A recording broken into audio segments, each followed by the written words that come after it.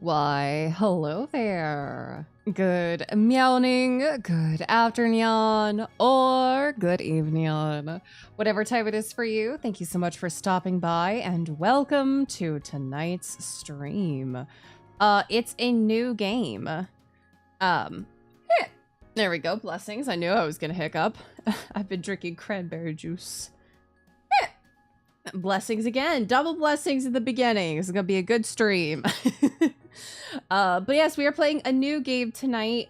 We are playing the demo for the otome game My Wife is a Spy. Here to get your stamp pudding. So if you are interested, I can't spell in today's game. Find it here. Yeah. Hi, Omegs. Yeah, blessed hiccups. I swear.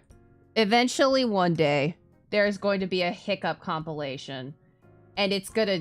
it's gonna be way longer than it has any right to be. and it's just gonna be the most embarrassing thing ever. Oh, so yes, we are playing the demo for My Wife is a Spy. Thank you so very much, Transparent Games, for reaching out to me and giving me a code for this game. I'm so excited. I was so excited. This came in during the Prince Timber week, and I was like, oh my god, I want to play this. I cannot fit it into Prince Timber. So it became its own stream. Yay, we still have 2 more demos to play. That's fun. And we are rapidly running out of days before I leave the country. I get to do it to y'all this time. It's not just, I'm gonna slide over here actually real quick. It's not just fictional men doing it to me. Not just fictional men leaving the country when I am interested in them. This time it's me leaving you all. But don't worry, there will be a shit ton of Prince recorded content. There's so much. I literally have a video every single day. There's a 30-minute or so video every single day. Yeah, quite literally. Yeah, I can't leave Pudding or Zetetica, honestly. They're both coming with me. I mean, I probably could leave you guys, but like in Japan, then that wouldn't be nice. That wouldn't be nice. だから、私だけ日本語を話します。私だけ Be very rude. Yeah, exactly. So we've got to fit in as many boys as possible before I escape for a while. Speaking of, by the way, Battery, I don't know if you have seen it, but we have if you use your Melorosia coins, which you get by watching, you can claim a Tobin stamp. And basically those keep track of how many streams you've been to. And at the end of the year, whoever has the most stamps gets crowned the Tobin stamp champ. And they receive a Discord title. It's just a silly fun thing. Yeah. Yeah, come get a stamp. I see yeah, you could easily grab a stamp. It's down in the rewards stream thing rewards. Yeah. So yeah, we have new game today. Yeah, not tramp stamps. I mean, I guess if you want to get a Toby tramp stamp, you can. It's just not affiliated with me. But yeah, today we have a very fun otome demo. I will say it does. Yay! Congrats on your first stamp. The window is not fully resizable, so there's gonna be a little issue there. But it shouldn't be too horrible. It shouldn't be too horrible. Yeah, exactly.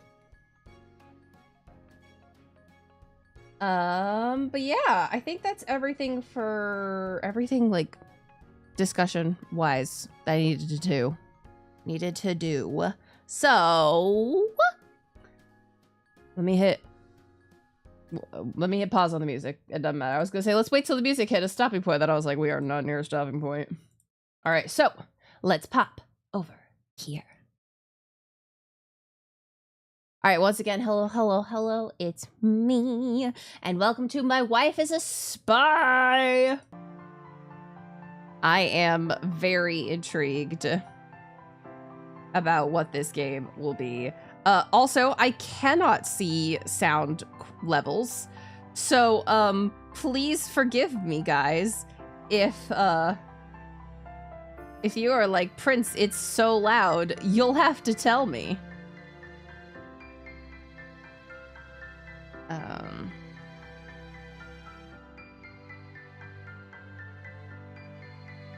There we go. Okay, I can open it on my phone. I forgot, I always have that. Yeah, my wife is a spy, my daughter's a telepath, and my dog sees the future, as we were watching. Okay, as we were watching Spy Family last time. Yeah, all right. Awesome.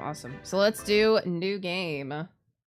Choose our name. You always know. Y'all always know. We go with Prince. We go with Prince. Okay. Trigger warning. This visual novel deals with themes of I can't fucking speak. This is what I get for doing numbers all day. Cause guess what? There's a tax deadline coming up, y'all. Next Wednesday. This visual novel deals with themes of heavy familial abuse. It gives hope that a person can move on from the years of pain if they leave a toxic environment and find a good circle of people who support them. Yay. All right. Almost home. The gentle wind sways the canopies of trees as I walk through my neighborhood. The soft breeze and the pleasantly warm June evening weather put me in a good mood. My heart fills with blooming joy as I look around the area. I take in the sights of the neighborhood where I grew up. The familiar houses, the new and old cars, the stray soccer ball left behind by children. Just one more month until I can finally leave this place behind and move out of my parents' home. You know what? I feel like it's probably a little loud on the audio side, so we're gonna drop the BGM. Okay. But also, this was me after getting out of college and living with my parents for a while. I was like, haha, get me out of here. I don't think it is. I think it's just, at least I don't think it is. It may be. Or maybe planned to be. I know this is still a demo. Yeah, I mean, I'm thinking like Ren'Py, in which it's just kind of like a,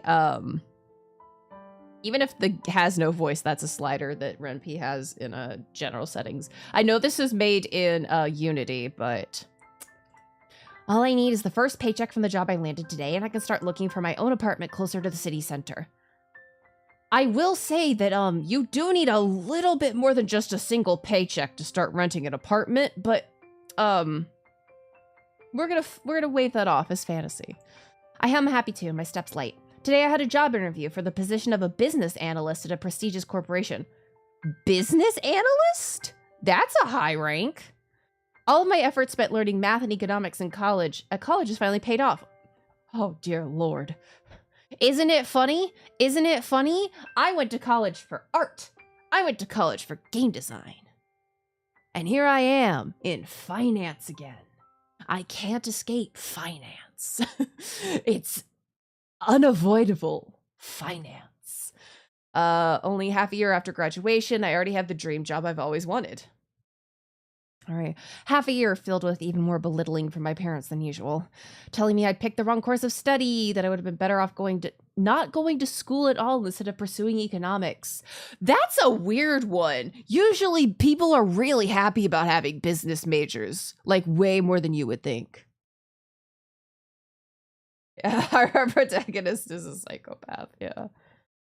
Insisting that with my shyness and fear of people, I'd never be able to impress anyone during a job interview.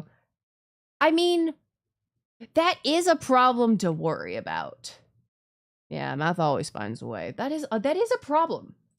Saying that I'd end up living with them until I grew old. Insisting I should be grateful for it because I would never survive without them. Welcome back, piano! Where did you go? I could take a deep breath and release it. I'm glad the years of suffering my father's and mother's pointed words will soon come to an end. Maybe, just maybe, they'll be happy that I landed a new job? Abso-fucking-lutely not. They're gonna sabotage that if I know anything about abusers. Don't make me cite my sources. They are absolutely going to, absolutely go try ruin this for you. Perhaps now that I've proven myself capable of starting my career after studying so hard, things will change for the better between us. After all, I impressed the interviewers so much that I landed the position immediately after the interview. Wow! Okay, no, that is pretty damn good. They called me with the job offer when I was on the subway returning home. How did you take a call in the subway? Maybe I'm just, like, not non-subway pilled. I don't have a subway around me. The sandwiches, yeah. The transportation, no. We don't even have basements here. They're too dangerous. Yeah, you know, if we did show up in this outfit, I too would be impressed. You came to work in a cravat? I'm sure my parents will appreciate that I'm finally becoming independent. With renewed hope, I opened the door to our home. The delicious smell of well-cooked steak wafts in the air. You're late. Dinner's getting cold. Mother glares at me from the dining table. Man, hate made you age like fucking milk. Father sits opposite her, looking at his phone. The table's set for dinner, and they're already eating. They didn't wait for me to get back home. Yeah, though they wouldn't. Sit down immediately and eat. You don't want your mother's cooking to go to waste. Oh, right. I take a seat and taste the half-cold steak in front of me. Now, how's work been today, dear? Should I even ask? I'm sure you screwed something up once again. Did you insult a client during a presentation? Ruin important documents? Delete a file with crucial data? Wow. Huh? Why would you assume... Oh, that's him, huh? Why would you assume I can't do my job properly? Because you're a useless husband. I can't imagine you doing one thing right, and you've made all those mistakes before. That didn't mean I'll repeat them. I'm not as absent-minded as you are. My parents are going at it again. Arguing. I've experienced little love from them all my life. No warmth, no support. They hate each other just as much as they detest me. Okay. They got some mad issues. Okay. Audio looks like it's okay. Maybe just a tad loud. That's the way our family has always been. That's why I want to move out as soon as possible. That's why I'm striving to have a proper career so I can support myself and get away from them. Yeah, we've graduated and we now have a job. Please divorce. You're not any better than me. You can't even wash the dishes without breaking a plate. I'm sure you suck at your job just as much as you suck at managing the household. Jesus Christ, save me.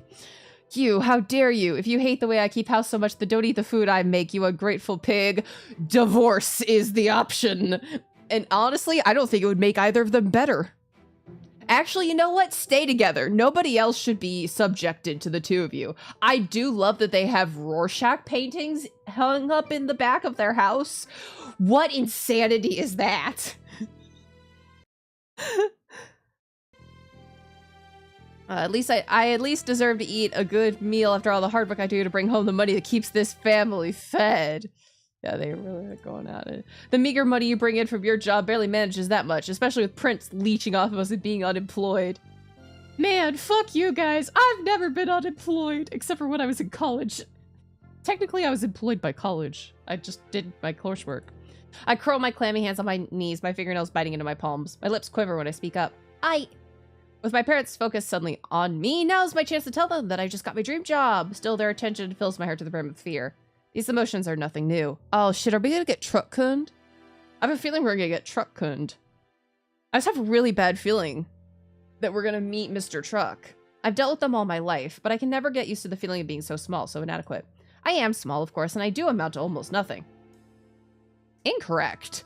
No, wait, that can't be entirely true, since I did land my dream job, after all. The fact that I'm finally making a future for myself should change the way my parents see me. Ooh, I forget you can't... Can I save? Do I have a save option before choices? I don't. Okay, but I can roll back. Okay, so you can't save right now. Yeah, that's why I think we're getting, isekai'd. Hi, Phantom! Thanks so much for stopping by. Tell them about the job, fine. Actually, I just returned from a job interview and they called me right after and confirmed that I landed the position. So you finally decided to start leeching off us and become what, a toilet cleaner? What? No, I landed a job related to my field of study. I'm gonna be a business analyst. Huh, wonder how long. How long what, mother? Oh, you're gonna keep the job before they fire you. You suck at public speaking, but as a business analyst, you'll have to make presentations for the whole team, telling people way smarter than you how they can improve their work on the project. This is why you don't say anything. You think anybody's gonna listen to you speak in such a quiet voice that most days I have trouble hearing you? Why, out of all possible career paths, did you have to choose a role that has so much to do with presenting your ideas to others? You studied economics and finance. Fuck! I can't escape it! If you don't want to be a shop clerk, you could at least become an accountant. Still have less need for public speaking. Shut up! No! No! No! Stop reminding me of the work I did today! No! Ah! Ah! Oh my god, speaking of the work I did today.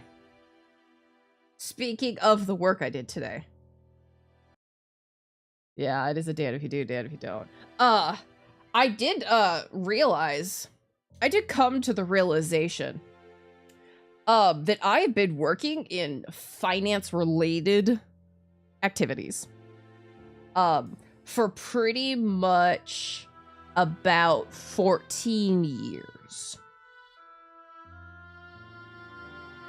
That's half of my life. That's half of my life. Insanity. Craziness. Craziness. Your new employer will see quickly you're not fit for the job you just accepted. Tears well up in my eyes. Nothing has changed. Yeah. Look. You learn quick. Nothing is going to change. You cannot make it better. Even though I now have my dream job and the eyes of my parents, I'm still as useless as ever. I open my mouth again to tell them I'm going to move out soon, but I hesitate. What if I really can't do my job properly and the company lets me go after the first month? Would I have to then return to this house with my tail between my legs? Tremors course through my whole body, fear gnawing at me from the inside out. I told you to get a job as a shop clerk at the local grocery store. I already went there and asked if they would give you the position. That is the only kind of job someone as useless as you could do. Being a cashier or cleaner is good for you. Business analyst, my ass. We always said studying economics and finance wasn't right for you. You won't do well in the job. The tears overflow, my vision blurs. No. I can't take this anymore. Prince, you haven't finished your dinner. My mom yells at me when I get up, but I can't hear anything my parents say anymore. I can't see a thing through my tears. Truck kun. We're gonna get blasted. I can't hear a word through the noise in my ears. Yep, I run out of the house. The door slamming behind me. I don't look where I'm going, heading straight into the street. Truck kun. I want to get away. As far away from the pain and toxicity of my parents as I can go. The loud screeching of a car coming to a halt sounds about right. Bro, you're going way too fast for a suburban street. A delivery van coming straight at me. No! I quickly judge the distance back to the pavement or to the other side of the road. I decide to move ahead. I run ahead as quickly as my feet can carry me, but I'm not quick enough. A devastating force hits my body and I fly in the air. Me breaking my shoulder at, like, what? 9 years old? I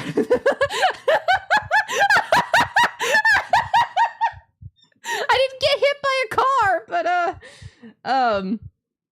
I didn't get hit by a car. I got hit by a human, but, very similar, very similar situation. Except, you know, I did not see the person coming, so, you know. My body hits the pavement a few meters away from the car. Ah! I experienced the worst agony I've ever felt in my life. No abuse of words from my parents compared to the searing pain of my body being destroyed under the weight of the car. Chimney. Yeah, I coughed off blood. I hear screams around me. Someone's grabbing my leg, trying to get me out from under the van. There's loud ringing in my ears. Don't fucking pull! If someone is trapped underneath a car, do not pull them! You don't move them! Has no one heard of neck injuries? Yeah. There's loud ringing in my ears and blackness fills my vision. Slowly, the pain fades. When I come to my senses again, I don't feel any pain anymore. I look down at my body. It's not crushed, deformed, or in any way destroyed, but it is translucent.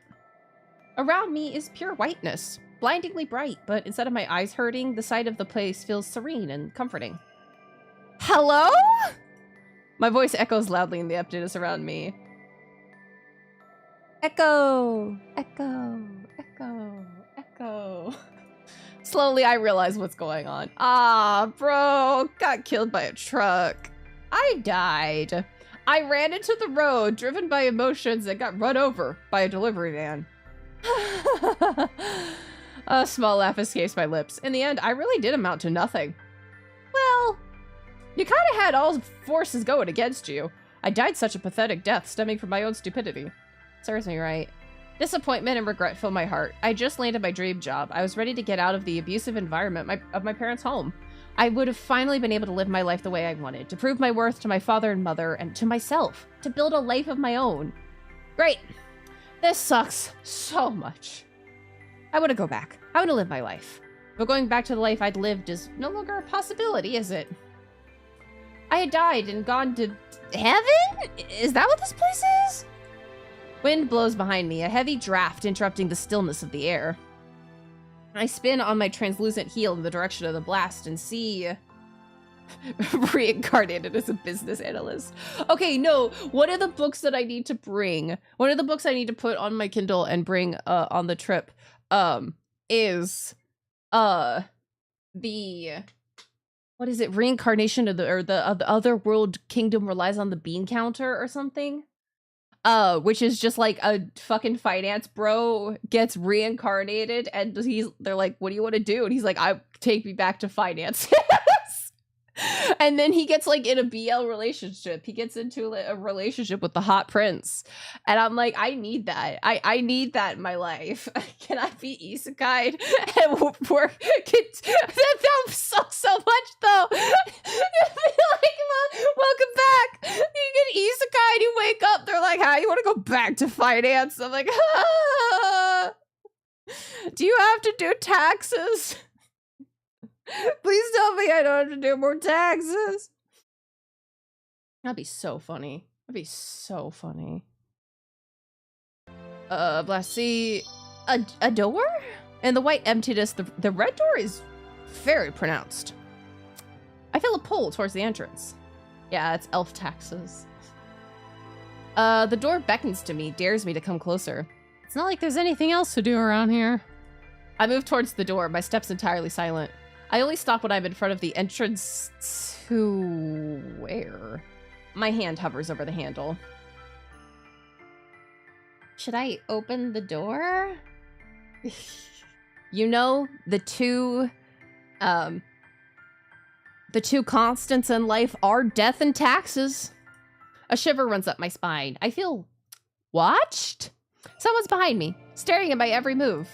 I turn around quickly, but nobody's there. It's only the vast bay of whiteness. If you want to go back to your world, you must complete your mission. Actually, that sounds kind of like shitty. I don't want to go back. Who are you? Who's there? Fear rises in my heart, but even though I call for the person behind the voice, there's no reply. My mission? What's my mission? Am I not dead? What more is there to do? The door behind me yawns open. Who the fuck opened that? Why hasn't it been oiled in years? I face the entrance. The inside of the door is glowing with warm pink light, inviting me forward. Well, you know, they only said don't go towards the light. They never said don't go towards the pink. Strange. Curiosity pulls me towards the entrance. I want to go through. I want to see what's on the other side. My life can't end like this. I want to see what the mission is so I can go back to my world. That sounds like a shit idea. I need to live my life more. Yeah, in whatever world this is taking you to. Don't go back. Yeah, exactly, May. Exactly. In fact, this is very much reminding me. I mean, there's a whole plot point in Scum Villain Self-Saving Service where the isekai protagonist doesn't do what the system says. The system is like, I will return you to your Earth body. Your body in your world. And protagonist is like, that body is very dead. And the system's like, exactly. So your options are obey or die. Very fun. My resolve clear. Clears? Oh, my resolve clear, as in a state of being. I stepped through the red door. Where is that good-for-nothing daughter? Fuck! We're done with dinner. How could the child be so rude as to be late? We've already eaten everything, even the celebratory lobster. God, they really couldn't give us a better fucking family.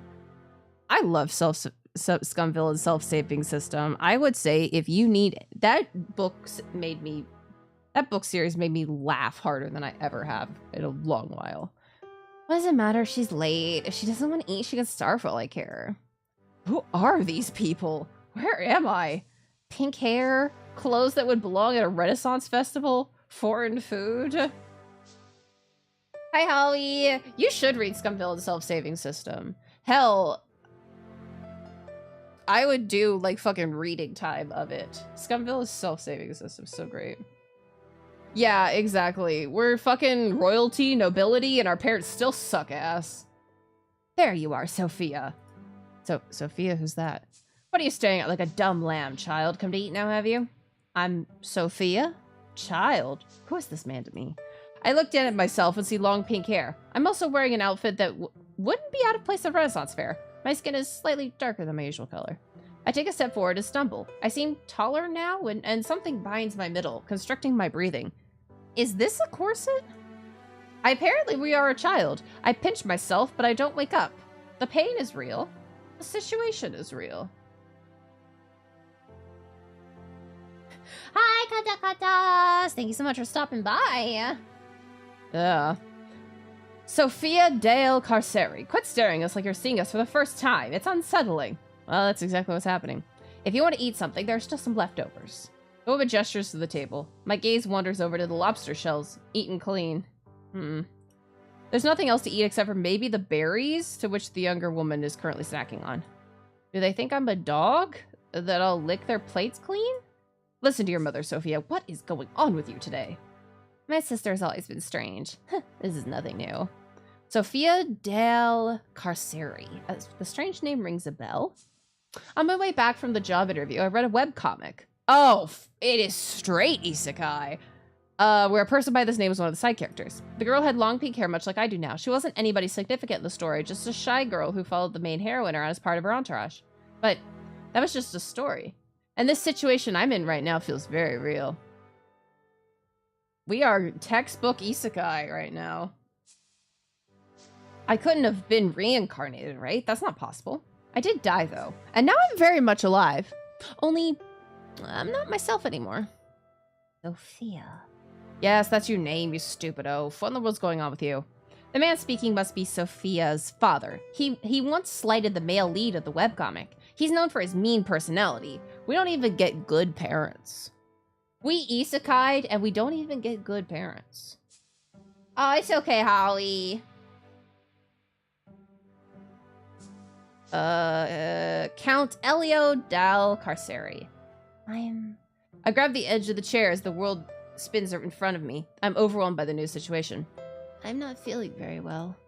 See, she's not fit for the mission you want to send her on. And what do you think I'm supposed to do about it? She's going anyway. Sophia's always been useless. Oh, dear lord. Finally, she'll be able to do something helpful for this family. Oh. Oh my. Yeah, we really kind of, got shat in the foot. That's not the word. Shot in the foot. I don't want to think about how shat in the foot would work. Shot in the foot, with parental RNG. Yeah.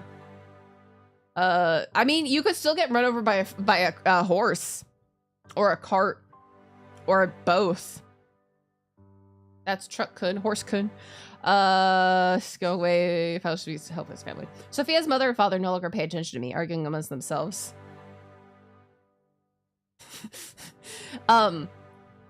It was in, shat in the foot, which is also very much not possible. Yeah, I mean, but I do feel like they're setting us to something very dangerous. The younger woman continues to eat berries, unbothered by the scene the Count and Countess are making. She watches me with a loathing gaze that freezes the blood in my veins. What's her deal? Are you excited about finally amounting to something, sister? So, she's Sophia's sister, Bianca, a memory supplies. I don't know what everyone's talking about. They'll reveal all to you in due time. They depict you, not me. I wanted to prove myself to father, but it had to be you. I have no idea what she's talking about. The Count and Countess continue arguing, their voices getting louder and louder. Jeesh. Why are you taking more and more loans? Are you insane? Oh boy. Soon our situation will improve tremendously and we'll be completely out of debt. Was the lobster we ate today bought with the latest sum of money you borrowed from the crown? Of course it was, but worry not, my beautiful wife. Soon our family will get the honor and riches we deserve by sacrificing a child. Oh boy. Yeah. His gaze lands on me again. I'll think so, Sophia. Now, child, make yourself scarce, and because you dared to miss our special dinner, you will receive only servant food for the next 3 days. You're also confined to your room. I feel like you should have led with that one. What? Why? Dominic, escort Sophia to her room. Lady Sophia. The butler gestures to the door. I take one last look at Sophia's family before I stumble out of the room. The man grabs my shoulder, but I have no delusion that the gesture is to support me. He yanks me along the corridor in a rough fashion before more or less throwing me into a room.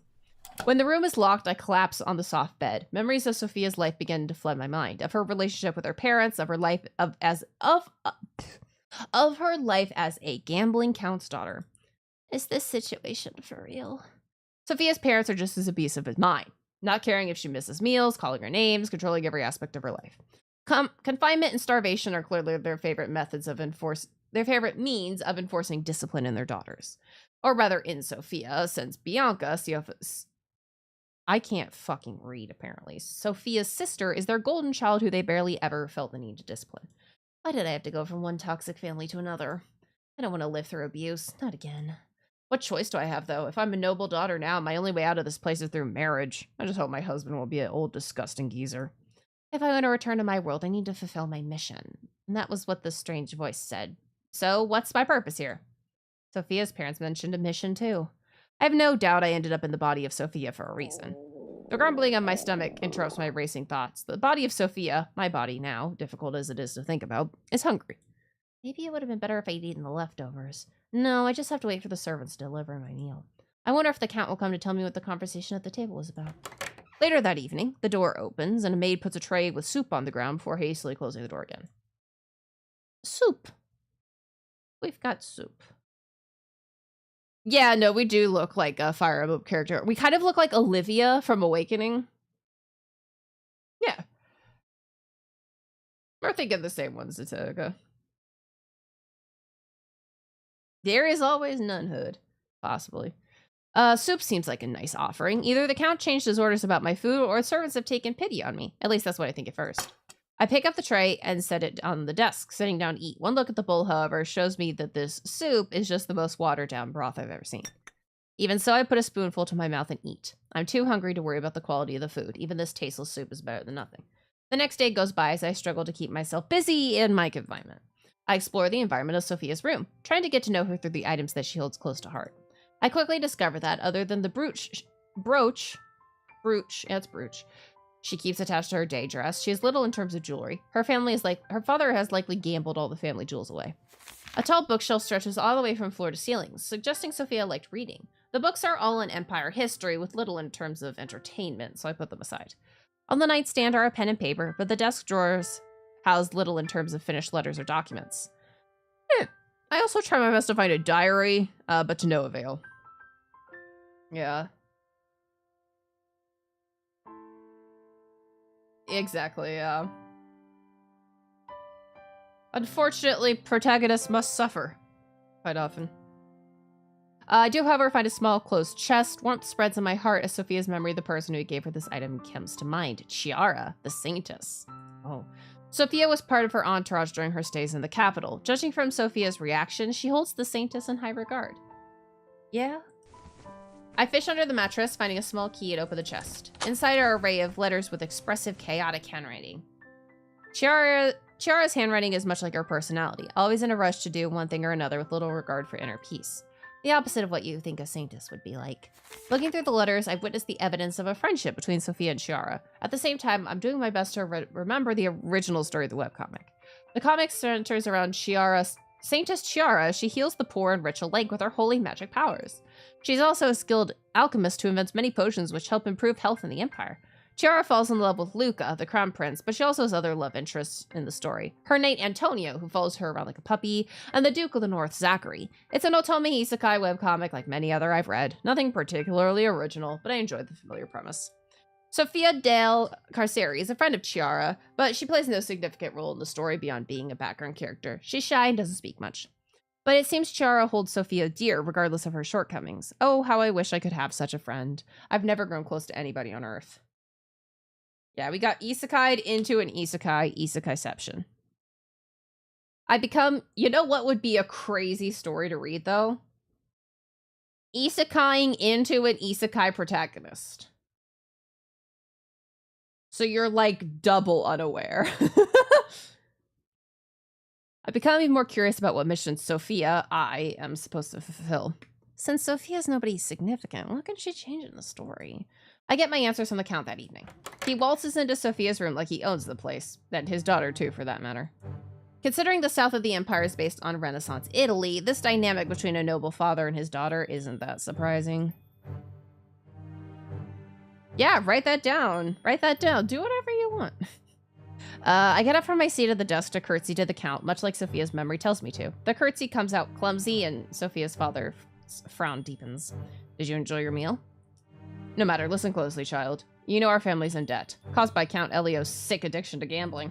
Our family needs to get closer to the Emperor. I need to win His Majesty's favor. I know of a way to make all of our financial troubles go away. Maybe I'll even be elevated to the position of Duke.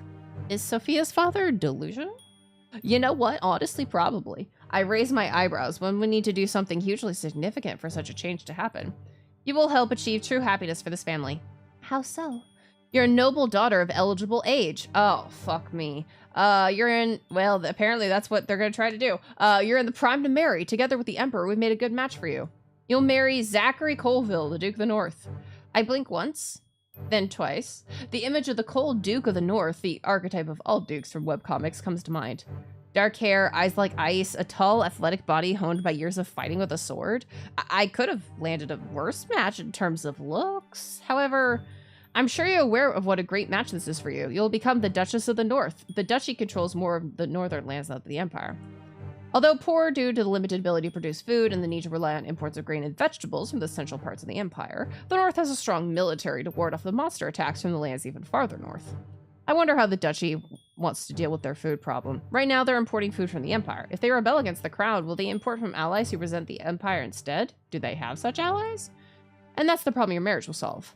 The Emperor told me that Duke Zachary is using his strong military to prepare a rebellion with the purpose of making the duchy independent. Apparently, yeah. Apparently he's just the north bit of the Empire.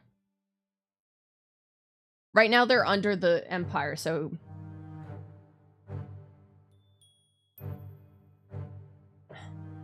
A juice. Memories from the webcomic come to mind. Duke Zachary does indeed launch a rebellion in the book, prematurely as results later show. The rebellion fails. In fact, many lives were lost in the fighting, and the duchy ends up even poorer as a result after the Emperor imposes large taxes on every part of their daily needs as punishment. What does that have to do with me? That's why you've been arranged to marry Duke Zachary and spy on him for us. Spy? Yes, you'll find out the Duke's secrets and send every ounce of useful information you find to me. Correspondence with any foreign allies the Duke might have, trade agreements with them, needs of dignitaries that are on his side, account books. Wow. When we have enough information to prosecute the Duke and have him beheaded, you will become a rich widow. I will have my debts paid by the crown while I live in peace and happiness. Do you really think I'm skilled enough to spy on the Duke, Father? You're a beautiful woman, Sophia. You grew up well. All you need to do is seduce him. You'll wrap him around your little finger in no time. That's... You know what? What the fuck else are we supposed to say? I'll do as you say. Alright, Father, I'll do as you say. Anything to get away from another abusive household. Maybe with Duke Zachary I'll feel safer, more comfortable? From the way he treats Chiara in the webcomic, he's a good guy in the story. Perhaps we'll even grow to like each other? Will I be able to get the information Father wants from the Duke, though? Do I want to be the cause of Zachary's demise? Zachary is a very English name, though, I think. I don't know if I would think Zachary with Italy. Yeah. Well, I mean, that depends if we actually do want to betray him. Are we actually going to betray him? Do I even have a choice in the matter? Wonderful, my dear Sophia. Yeah, Sophia and Chiara are kind of like okay for Italian names. Zachary is just kind of like left field. I'll do my best, father. My life has always lacked choices. When I did finally make a choice and pursue my dream job, all I got was an abrupt and painful death. Is it? I wouldn't know. I wouldn't know. No, I can't give up. For the time being, I have to comply with father's plan. Once I'm in Duke Zachary's castle, I'll figure out what I want and what I can do. Here. Father takes out a small pocket mirror and hands it to me. This is a communication device. The mirror has been enchanted so that we can use it to converse with each other over long distances. Zook Daiquiri. Yeah. Me going to that bar in Shibuya, I would like a Zook Daiquiri, please. Yeah, exactly. Why would we even actually want to help our dad? Because that's how you give me the information I seek without anybody finding out you're spying for the Empire. I look at the unassuming artifact. There's nothing special about the mirror. If it's as important as the Count says, that's a good thing. If nobody knows this item is an artifact, they won't take the mirror away from me. To activate it, just speak my name. I have a matching artifact. Blessings, by the way. That's our third blessings, one stream. Understood. You're much calmer about the situation than I thought you'd be. Good. The daughter of Elio del Carceri has to carry out her duty with dignity. Yeah. I mean, well, we know it's doomed because he attacks too early. We could tell him to hold off, and he might have a higher chance of winning. I'm far from calm. I'm just stunned by all the new revelations of my life. I know how to pick my battles. I cannot disobey a Renaissance count who's apparently my father. But whatever happens later when I'm finally away from his grasp, that's another story. However, I have to keep in mind that this mission must be the one the voice spoke about. So if I want to return to my world, I'll have to fulfill my quest. My life keeps getting harder and harder by the minute. 2 weeks later, I'm traveling in a carriage to the north to marry my new husband. I finally reached the northern lands, much of which is covered by forests. We see villages too as we pass by, but they're few and far between. I glance out the window curiously, taking in the sights of the different architecture and people clad in leathers and fur on the streets. My heart breaks as I start to understand what the north is like. The buildings are in dire need of repairs, their roofs caving in, plaster coming off the walls. The cobblestones on the streets are broken, which makes the carriage jostle often. It's like none of the villagers care about keeping their homes in good condition. Incorrect. No, the assumption isn't quite right. The issue is that people's most pressing needs aren't being met. Yes. So they don't have the energy to maintain anything else around them. Yeah, so many hiccups. So many hiccups. When my eyes see the citizens of the duchy in such dire straits, my heart breaks. They look so thin, disappearing under the thick fur coats they wear. Their clothes are in the same need of repair as their homes. They don't smile at all, clearly going about their daily routine without much heart. Hunger, despair, these are the emotions that can make a person so hollow. The North is barely hanging on. The North has always been oppressed by the South. During the story of the webcomic, Zachary decides he's done enough preparation for the rebellion and finally launches his attack.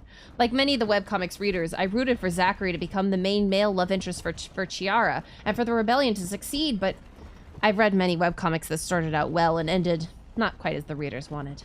The story seemed to be going in just such a disappointing direction at the last part I'd read. I hadn't finished the webcomic yet. I'd only looked up spoilers to see whom Chiara would end up choosing. However, now this somewhat badly constructed fantasy world is my reality, and the plight of the people of the North is very much real. You know, she's really taking it, well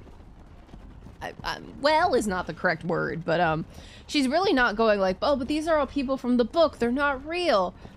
Oh, am I seriously taken by spirits again? Come on, spirits. Come on, spirits. Come on.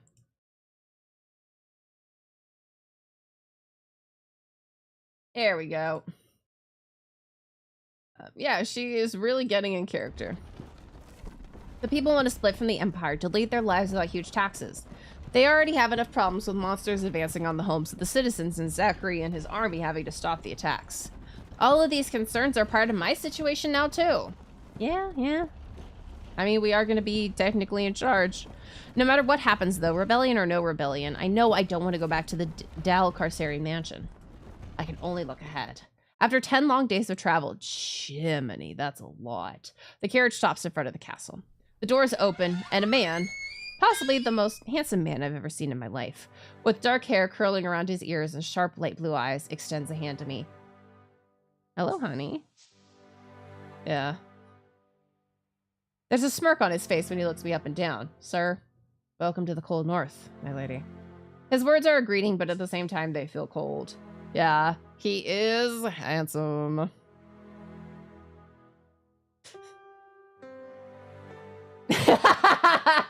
I don't think so. He kind of looks like Crom combined with Felix from Three Houses. There's nothing else I can do, though, than put my hand in his. I'm a pawn to be married to Duke Zachary. I almost said Zook Daiquiri again. God bless it. But at the same time, I have hope that my life in this castle won't be so bad. Thank you, Your Grace. Unload the lady's luggage. Yes, my lord. Servants move around efficiently. Duke Zachary and I stand in front of each other. He looks at me with a cold, closed-off expression. Is he finally realizing that I'm a real person and that he's really going to get married to me soon? Welcome to the castle of Duke Zachary Colville, future Duchess. Oh. I'm like, why is he the future Duchess? Wait a second. Is this, I was gonna say, is this crazy? Like, suddenly we both go, wait, if we're both trans, that means it's still a straight marriage. You'll be the Duchess and I'll be the Duke. No. Yeah. I hope you'll find your new home suitable for someone of your standing. I look at the man. Can I marry this man instead? Holy shit. I look at the man who approaches me as Zachary. Thank you. This is my advisor, Otis Havering. He's my right hand and closest confidant. Like, Zachary is not bad. I need that to be said. Zachary is not bad. If he was like, if it was like, this is your love interest, I'd be like, all right, I'm happy. But then you pop up this man. And you can't give me this tired look with glasses and long hair and not have me go, ooh, he's hot. He's right hand, close to confidant. So he's a person I should be wary of, as he's completely on my future husband's side. If I'm supposed to spy on the Duke, I'll have to be mindful to avoid Otis's suspicions as well. Well, he won't be suspicious if we're fucking. That is probably not how Sophia is thinking. Yeah, Otis Havering. Yeah. I need to gain some more allies in the castle. It would be best to get the Duke and Otis on my side eventually. Somehow. How? How the fuck do you plan on doing that, Sophia? Hey guys, I'm ratting you out to the Empire. The one that you want to destroy or at least like leave? Yeah, do you like me? Fucking beheaded by dawn. But that's a long-term project. In the meantime, I hope I can speak English. I hope I can find some neutral parties open to supporting me. Pleased to meet you. I'll be in your care, Your Grace, as I adjust to my new life here. Yeah, that's right. You'll need some time to get used to your new surroundings. I hope you start feeling at home in the castle quickly. Why is he smirking so much while saying words that are meant to be welcoming to me? This is confusing. You'll be married to the town church in 3 days. Tomorrow the preparations for your wedding will start, my lady. Make sure to West well today. The South doesn't see our marriage as something sacred. They wouldn't care if I just said the certificate without proper ceremony. However, I'm going ahead with the wedding anyway. Thank you, Your Grace. That's actually very thoughtful of Zachary. I know he's opposed to our marriage, but at least he's honoring me like a true duchess. Let's move inside the castle. I'm sure the lady is tired from her long journey north. I have to admit, I would love some rest. We'll show you to your room then. When we enter the castle proper, I'm in awe of the unfucking oiled doors again. I'm in awe. How did you let it get that bad? Hey, Otis, my first order of business as the Duchess, please oil those doors. I'm begging you. I'm in awe of the spacious great hall with much different architecture and decor than Sophia's father's mansion in the south. One would think a castle so big and made of sturdier material than the South's. Oh, excuse me, sorry. Sandstone would be unwelcoming, but the sculptures and banners that fill out the nooks and crannies make the atmosphere of the hall grand, but not unpleasant. There's a lot to look at here. The place has been decorated with care. My lady, you forgot your coat. I'm taken out of my thoughts by the sight of a girl with long, curly, dark hair running down the stairs, while a distraught maid follows right after her, carrying an expensive fur coat. Yeah. I don't need the coat. They're already inside, see? I want to see what my brother's new wife is like. It's cold in the hall, too. You'll get sick, my lady. Oh, they're not talking about me. I won't. Zachary lets out an annoyed huff. The girl jumps down the last step and stops in front of us. Hello, I'm Zachary's sister, Bridget Colville. Interesting to introduce. I guess, is it normal to introduce yourself with your last name? I mean, I would assume if your siblings, you share the same last name. I would only assume you would introduce yourself with it if it was different, but all right. Pleased to meet you, Sophia Della Carsi, daughter of Count Della Carsi. Carcery. I make sure to introduce myself properly. Wow, you're so beautiful. What a pretty hair color. We don't have people with pink hair in the north. Wow, is that a common hair color in the south? I wouldn't know, but my whole family has pink hair. Amazing! Don't you think she's gorgeous too, brother? What a wild question to just ask outright. This is the moment you're supposed to compliment your fiancé. How could you be so dense? Sheesh. It might. I don't know. I'm dense? Yes, you may not look like... yes. Fuck. Let me start completely over. Yes, you may not like that the Emperor has commanded you to marry, but why would you take out your frustration on this nice person? Bridget, I've told you not to meddle in politics. It's a topic that's far too complicated for you at your age. I'll be 16 soon, a legal adult. Uh-oh. I fear that day. You're so rude. He's been very mean to you, has he not, Sophia? I wouldn't say that. It's the truth, but I can't admit it. Bridget may not be a player in the politics of this house, but I very much am. I envy her for being able to speak freely. So he was rude to you. Zachary, you meanie. Enough of this, Bridget. The lady is tired from her long journey. We are about to show her to her new quarters. Yeah, sure. I'll find you later, Sophia. We can talk without this rude brother of mine around. Oh, okay. I kind of was hoping to maybe have some time to myself. All right. I should stop myself, but I can't help the bright smile that appears on my face. Bridget may be young, but she seems like a kind soul. I'm glad to have met someone so welcoming in the castle. Violetta, give me my coat now, please. I'm going out for a walk. Yes, my lady. Brigitte? Oh. Huh, interesting spelling of Bridget there. I think that's a typo. Bridget puts on her coat and walks swiftly out of the hall and into the cold air of the courtyard. Zachary stares after her with a troubled expression, but then he shakes his head and gestures for us to continue up the stairs. Yeah. We walk down a series of long hallways. How was your journey, my lady? God, you're so hot. The awkward silence is interrupted by Otis asking me a question. And you have a cane, too, my bro. We could be cane buddies. I wonder if he really cares, but doubt creeps up in my soul. He probably just wants to break the monotony of a quiet, long walk. No, you know what? We're gonna be nice. Why would we say, I noticed you're very poor? The fuck that. I like the look. I love the look of the duchy with its beautiful countrysides and quaint villages. Have you noticed anything out of the ordinary about the villages? Out of the ordinary? What do you mean? It's nothing. I was just thinking if you might have seen the festival in Osborne.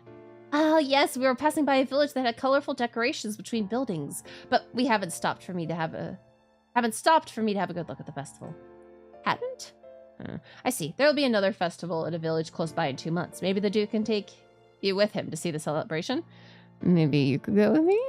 Perhaps I will. Really? I would love that. Zachary's opinion increases. Nice. I feel like Zachary liked my interest in the positive aspects of life of the duchy. Though I did notice how poor the villagers look, how thin and starved the people on the streets are, but I can't say anything bad about the duchy when I've only just arrived here, can I? Otis seems pleased with my answer. Maybe he was indeed checking how perceptive I am. This is the room where you'll be staying. We arrive at a door, and Otis opens it to reveal a spacious room with my suitcases already inside. Oh, how nice. Yeah, the palace is very fancy, and everyone else is very poor. I enter and spin around, taking in the sights of the new living quarters. Once again, I'm surprised by the cozy interior. I take off my cape and gloves, laying them down on one of the chairs. We'll leave you to rest today. The maid that's assigned to serve you will come soon. If you need anything, let her know. Oh, I thought I was going to hiccup, but I didn't. I nod and we say goodbye to each other. Zachary and Otis leave, closing the door behind themselves gently. I plop down on the bed, staring at the canopy above.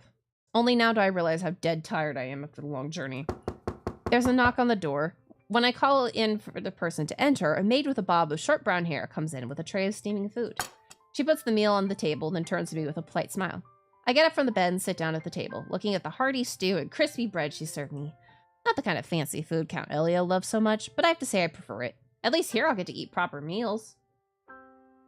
What a doozy of a thing to say, unlike at the Sophia's family mansion. Thank you for the meal. Could you tell me your name? I'm Maya. The maid curtsies to me. Hello, Maya. Nice to meet you. I'll be serving you from now on as a personal maid, my lady. May I ask how your journey was? Quite tiring, if I'm to be honest. I think after the meal I'll have to retire to sleep. Is there anything you would require from me? Maybe a warm bath would help? Oh, a bath sounds wonderful. I'll draw one. Are you warm enough? Should I bring wood to light the fireplace? No, the temperature is okay. It's a bit chilly, but I walked quite a distance here in my winter clothes, so I'm fine with the temperature. Yeah. I've never been a fan of excessive heat. Yeah, 12-day carriage ride is wild. We're gonna be in a plane for 12 hours, and that's already gonna be a lot. The South was... I've never been a fan of excessive heat. The South was too warm for me, even if I'm inhabiting a Southern lady's body. Okay, I'll go prepare your bath then. If there's anything more I can do to serve you, my lady, please don't hesitate to call me. Of course. Maya leaves, and my heart feels warmer from our conversation. And she was just doing her job. So few people in my life have ever worried about my well-being. I know Maya's just doing her job, okay, but still, simply being asked if she could do anything to make me feel better gives me a nice feeling. The maid seems professional but kind, but I don't think I'll have any complaints about her work ethic. At least that's the first impression I have of her. Yeah. I've been in, like, 12-hour car rides. Those suck. Those do suck. Also, we do have to stay awake for most of our plane ride, because we get there in the evening, and we're just going to bed. Maya returns when I'm done with my meal and sets at the bath for me. Since the meal helped me feel more rested and recovered, I think about some questions I'd like to ask her. What is life like in the castle for you? Do you enjoy your job? I mostly used to take care of the laundry and cleaning the corridors before I was assigned to you, my lady. I expect my workload to change from now on. I will start helping others with their chores, but my main job from now on will be serving you. Do you like working for Duke Zachary? Yeah. Jet lag is gonna be a bit of a doozy. Yeah. Yeah, jet lag is gonna be crazy, because then immediately we have to get up kind of early and go to Disney. A little crazy to come in the evening, but I mean, oh, here we go. There's the ad. Welcome back, pianist. Did you have a good potty break? I mean, I'm definitely gonna keep them up because I don't sleep on planes. I'm gonna be really tired because we'll have basically been... Because basically for me, I will have been, like, traveling the whole day. I think most of us will have been traveling the whole day. I say most of us, there's 4 of us. So, like, I definitely will want to sleep. Yeah, exactly. You could always sleep more. Plus, there was that Mythbusters thing where they found out that, like, if you just... even if you just lay down and close your eyes and not sleep, you're still resting. It helps. Oh yeah, Chicago to San Francisco. That would take a while. Especially if you're stopping to, like, sleep. To not drive crazy hours. I don't know how the frack my parents did and do, like, the 12, 13-hour road trips. Because my Earth mom will drive across the country in a day. She leaves at, like, 4 a.m. And I'm like, how the fuck do you do that? I can't. I recently, like, helping deal with my, like, cart my dad around because his car was in the shop. I was driving 2 hours a day then, and that was so much. I hated it. I was laying down. I mean, I did it because I'm good. I'm a good kid. And also because that's what good kids do. Yeah. And,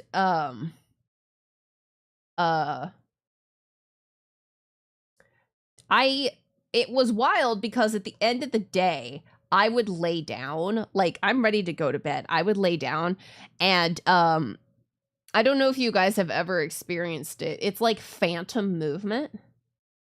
Like your body does not believe that you are not moving anymore. Oh yeah. Airport benefits. Woo woo. Thank you for your service, airport. But yeah, I get the thing where I will lay down and my body will still feel like it's moving based on like what I was doing. No, like I lay down and like my body's basically reliving the bumps of the road and like turning and braking and accelerating. Like, you know how your body like moves and your interior organs like move and register the movement and everything? My body like replays all of that.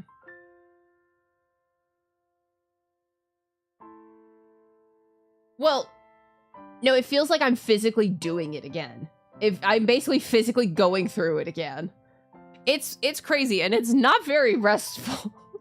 It's hard to be restful when your whole body is moving and it is working at making you motion sick and you are not moving. I know my inner ears are fucked up. I don't need anything more telling me that my inner ears are fucked up.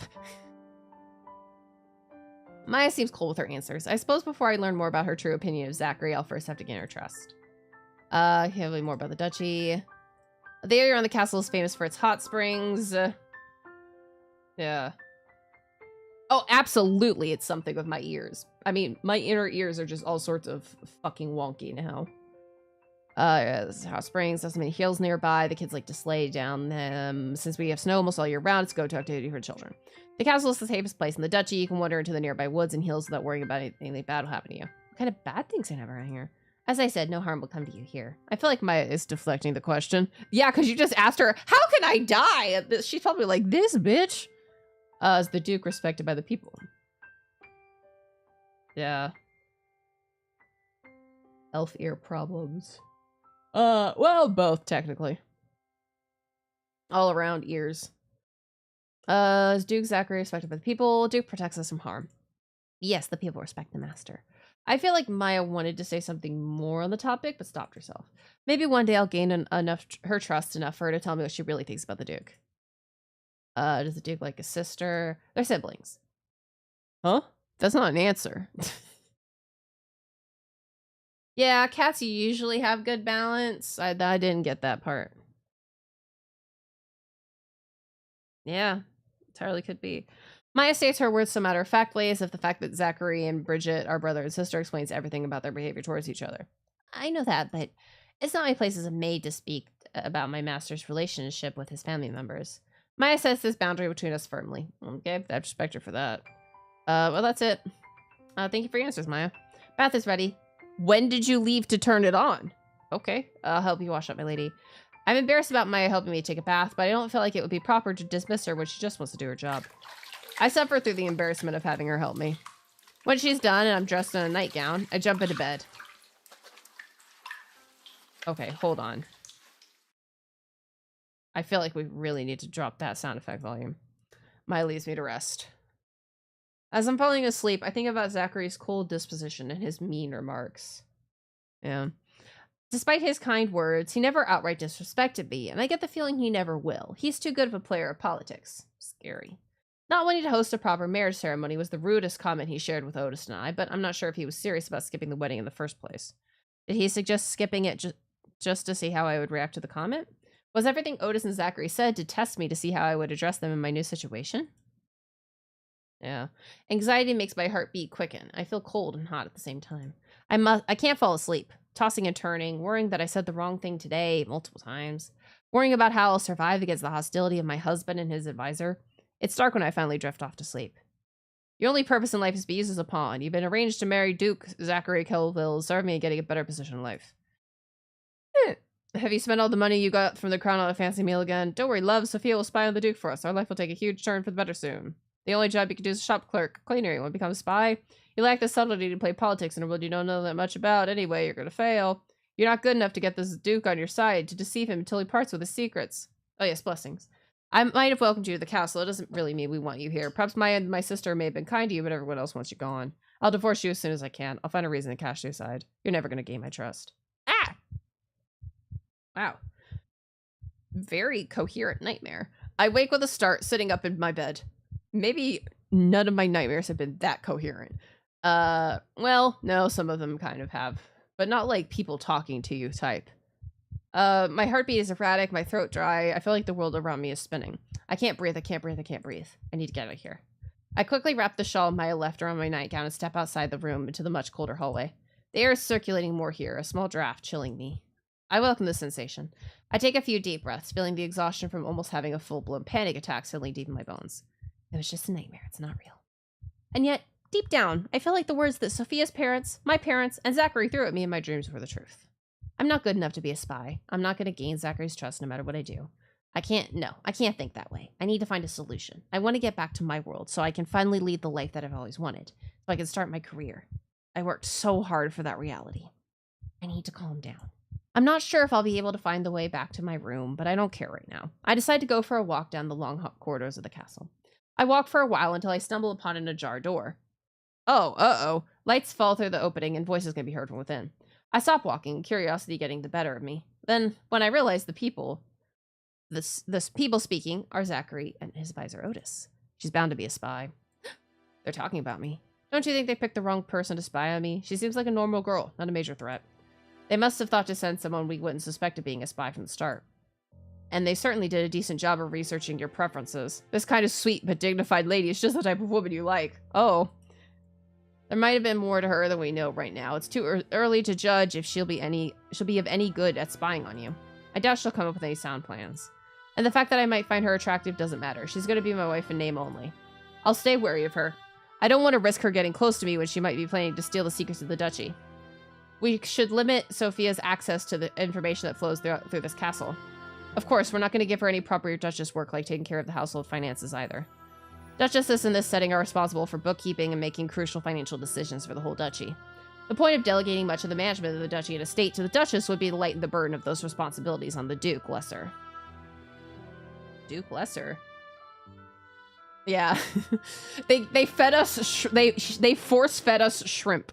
Like you would foie gras a goose, or yeah, I think it's goose or duck. Foie gras a duck. They've been force feeding us shrimp until our hair turns pink like a weird flamingo abomination. He already has to manage internal and external affairs as well as the military, which means relief from making decisions about household affairs will be very welcome. There's only so much one person can handle after all, and I understand it. Whoa, hi General! Thanks so much for stopping by! Mew, mew, mew. As I understand it currently, Duke Zachary is doing all the work himself right now with help from Otis as needed. It's much too dangerous. I agree. She'll be a duchess in name only. The words hurt. I have a vast knowledge of finances, so the task of keeping books for the duchy and making monetary decisions is something I hope to do in the castle. The work would help fill my days and to stimulate me mentally. Still, I understand why the two of them don't want me close to any confidential information. With how much the North is in debt, it'd be better an outsider doesn't touch the books. Otis has just confirmed the duchy's poor financial status. I should look more into this matter. Perhaps I'll be able to find a solution for relieving at least some of their debt.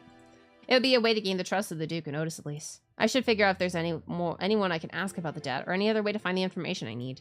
Deciding I've heard enough, I tiptoe away from the ajar door. I found a potential way to progress my mission here. I'm still unsure of how to gain anybody's trust, though, but I won't give up. I'll do my best to fulfill my duty.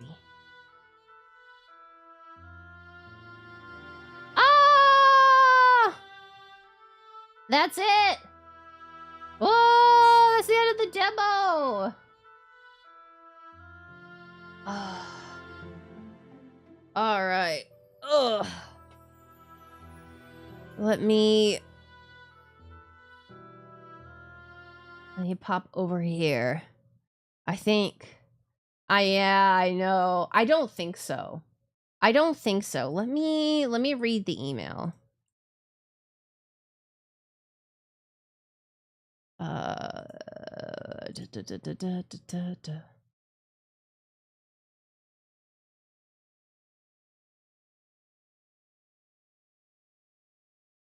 No. It is just Zachary. But you have diverging narrative routes. It says choose romance or villainess. When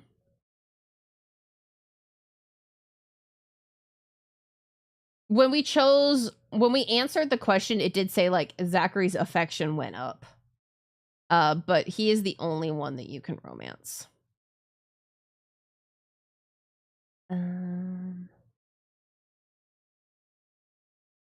Yeah. That's really cool. I am so interested because this definitely has been like, I mean, I was getting into it. I was like, yeah, okay, all right. How the fuck are we gonna do this? I do find it hilarious that it's finance. I do find that hilarious, but that is a personal thing.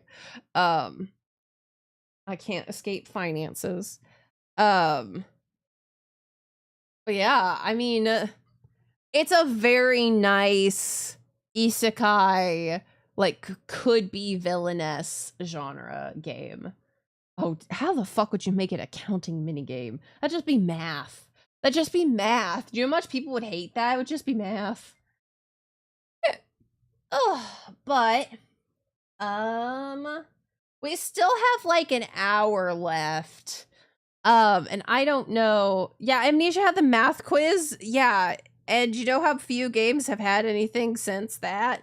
How few games have had math since that? They quickly realized that was a bad idea. They very quickly realized that was a bad idea. But yeah, I think I'm going to close up the game. And then oh, do we have any extras? No. Return. Exit. Yeah. Gasp. Huh. I'm here. It's probably here. Yeah. Oh my goodness. Let's yeah, double prints. Double trouble prints.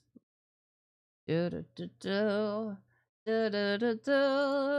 Yeah, Prince is the game. Let me get a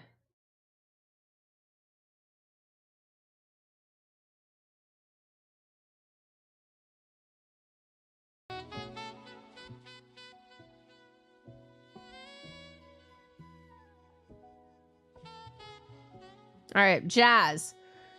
You like jazz? Some jazz as we chit chat. So, yes. Let me. Oh, I gotta move over. Gotta adjust our. We are now playing chatting. I love jazz. I actually like really love jazz. Did you know that I almost went to college for music? I was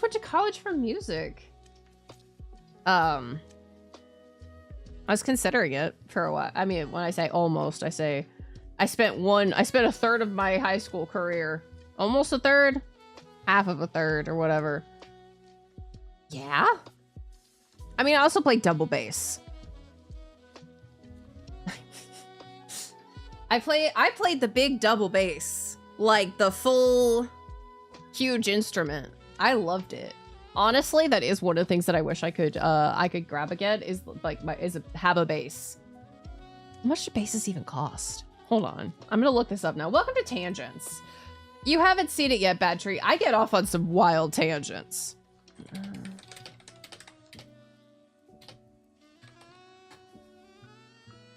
Upright bass.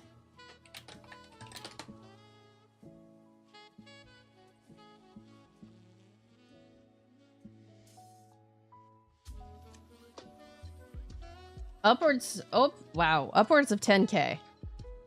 Okay.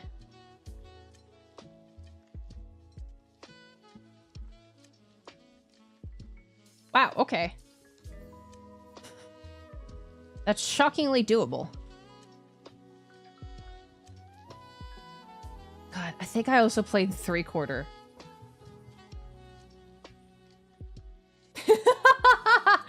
Yeah. Yeah, I'm pretty certain I was playing 3/4 bass. If I remember correctly, yeah, because I had to pick up the bass at the very end because they're like, we have 1/4, half, and 3/4 basses, and I was like, I'd use the 3/4 bass because I'm a tall bitch. But yeah, no, I did bass. I learned upright bass for 4 years. Well, 3.5. I did it in 6th grade, 7th grade, 8th grade.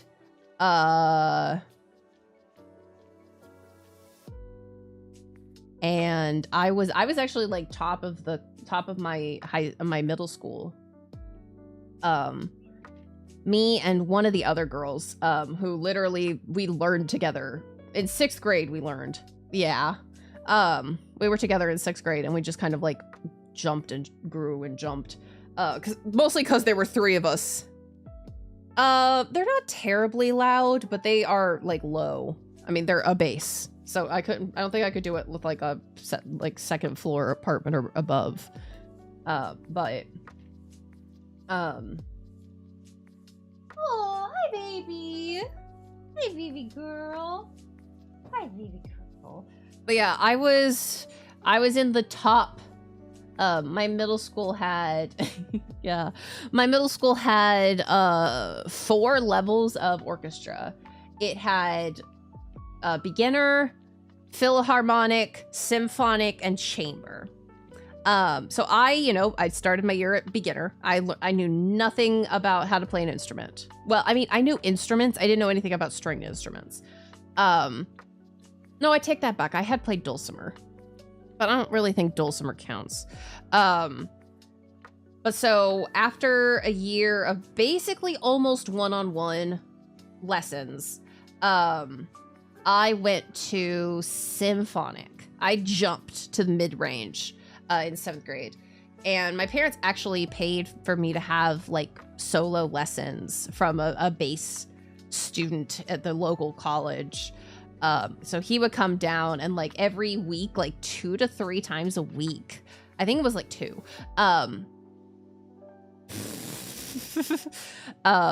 Wow.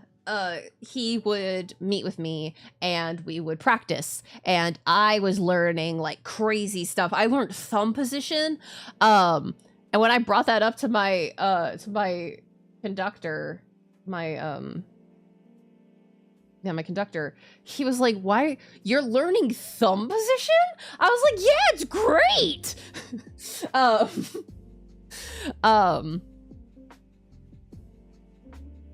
I loved that conductor. He was great.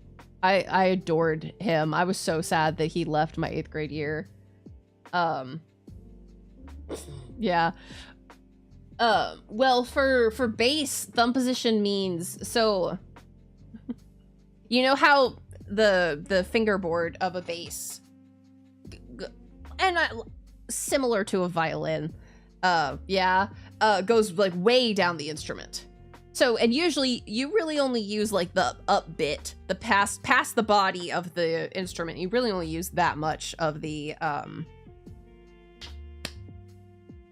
fingerboard. So I was learning how to use like almost all of the fingerboard. Like I was going down so far that I had to lean over my instrument. It was so much fun. I really fucking loved playing bass. And then in 7th grade, I was in basically where most of the 8th graders were. Yeah. And then in 8th grade, I was in chamber. And God, I loved being in chamber. I loved the music. I loved playing music. I loved going to the competitions. And then we moved. We moved halfway through the school year, and I went to a new middle school. And this middle school had two orchestras. It had beginner orchestra, and they had philharmonic, and that was it. So, do you know how fun it is to go into audition for the orchestra of your new school? Basically, I got out early on a school day, and we went down to we went up. We moved north. We went up to the new I have no idea what you're talking about. No. But we moved up to the... Oh, no, I never did anything like those.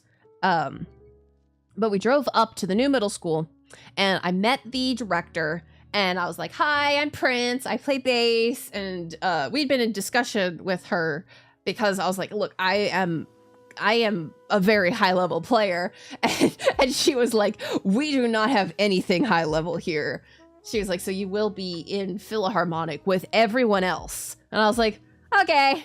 And there was one bass player in middle school. There was one bass player in the 7th and 8th graders. And she did not like that I came in here and I was leagues ahead of her. She really did not like that. She ended up really hating me. Which I was like, oh, I'm here to play music, honey. I'm here to play music.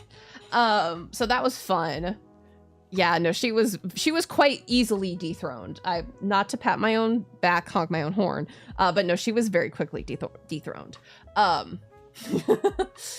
Which was crazy because then I was like, oh, I can play my, oh God, what was it called? I don't remember what it was.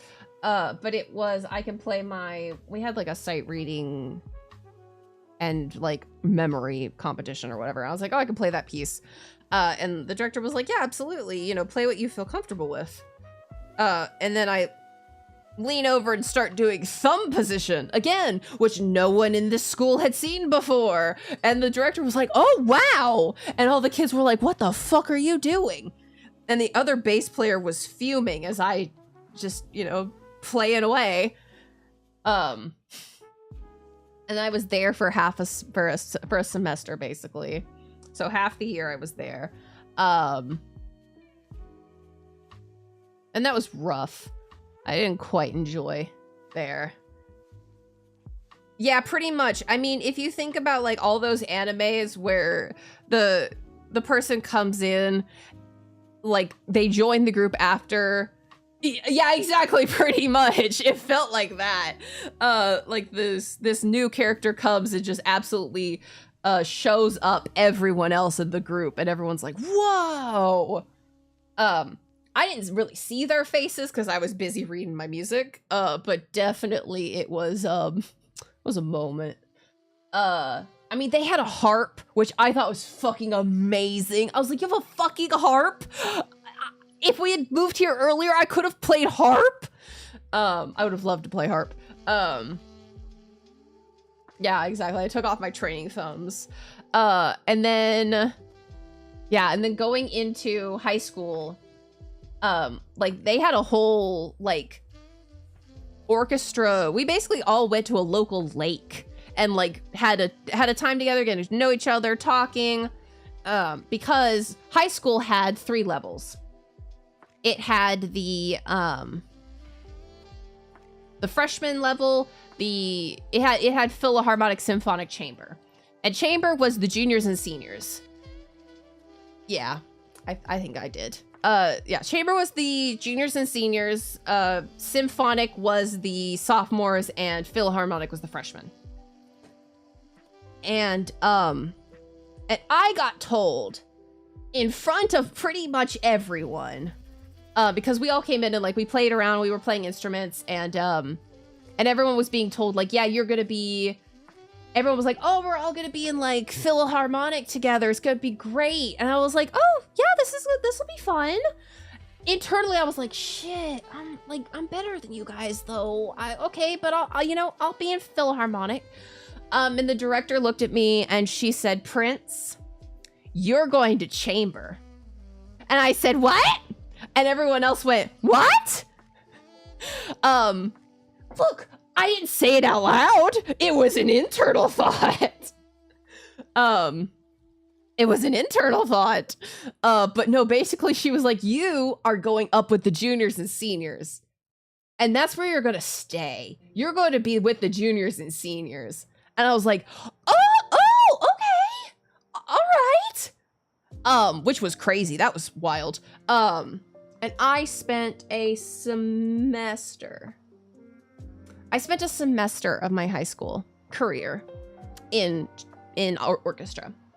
Because the thing is, when you are with a bunch of juniors and seniors who have been doing this for 3 to 4 years, the director didn't think about the fact that she might have to direct me about how they do concerts. So we got to our first concert, which is it's an all levels concert. And she literally looked at the chamber orchestra. She said, "You guys know what to do," and walked off. I did not know what to do. There was one other bass player in the year. In chamber, there was one other bass player. And he was really nice, and he basically already knew he was going to the big music college a few hours away. So he was already like set. And I was like, oh fuck, what the fuck do I do? I ended up following him around like a fucking puppy. I felt so bad. I was like, I'm so sorry. I am so sorry. It was crazy. And then, so there were 2 bass players in symphonic who were sophomores. So the next year, they were expected to go up and be part of chamber. And we were discussing like next year's stuff. I literally don't know how this came out when it did. I don't remember exactly. I just remember the director calling me into her office, and sitting me down. And I was like, huh, what's going on? And she telling me, and I really wish I was kidding, because this sounds like such a bragging thing to say. And it's not. It actually fucking happened. This woman looked me in the eyes and said, "I know that there are supposed to be 2 more bass players with you next year who are coming up from symphonic. They are not good enough. You are way better than them. I am not going to move them forward. They are going to stay as juniors playing with the sophomores. And you, Prince, are going to be the only bass player in chamber." And my heart fucking dropped. See, she didn't tell those kids this. She was not planning on telling them this until the very end of the year. I did set the bar too high. And one thing you need to know about Baby Prince, one thing you need to know about Little Prince, an anxious-ridden mess. So I was not at all happy about the fact that I was being told this, that I was going to have to keep this secret. That people who were also, I don't know if it had ever been done before that someone was held back moving. This high school hadn't been open for very many years by the time I was there. I think the junior and senior year were like their first junior senior year. So this had never happened before to my knowledge. Okay, but like they're not getting held back a grade. They're being held back in orchestra only. Like everything else, they would be a junior, but in orchestra, they would be with the sophomores. And I was like, I cannot have that put on me. Do you understand? Me, who at that time still identified as a cis girl? Can you imagine? Also, the 2 other bass players were men. I was the only female bass player. And for me, a cis woman, to have absolutely, like, pistol whipped the other 2 bass players, cis men, it was not gonna be a good look. Was kind of gonna put a nice big target on my back. Little did I know there already was one.